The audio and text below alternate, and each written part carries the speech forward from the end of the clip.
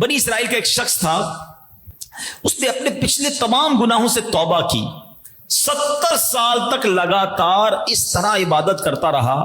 کہ دن کو روزہ رکھتا اور رات جاگ کر عبادت کرتا،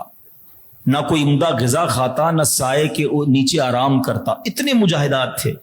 جب اس عبادت گزار کا انتقال ہوا تو کسی نے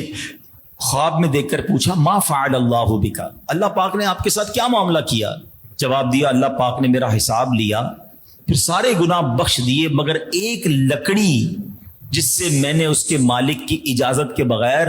دانتوں میں خلال کر لیا تھا وہ معاف کروانا رہ گیا تھا، اس کی وجہ سے اب تک جنت سے روک دیا گیا۔ اے میرے پیارے اسلامی بھائی، یہ بات سمجھنی ہوگی، میرا کریم مولا نکتہ نواز ہے، وہ چاہے تو ایک چھوٹی سی نیکی کے سبب اللہ کریم ہمارے سارے گناہ معاف فرما دے،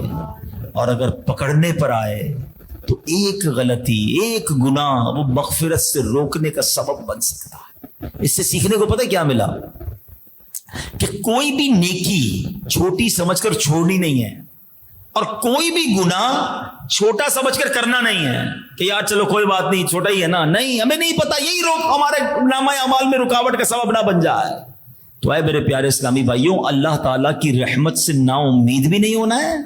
اور اللہ کے غضب سے بے خوف بھی نہیں ہونا ہے۔ اے میرے پیارے اسلامی بھائیوں، ہمیں اپنے دل کو صاف، یہ تمام باتیں پتہ کیسے ہوں گی؟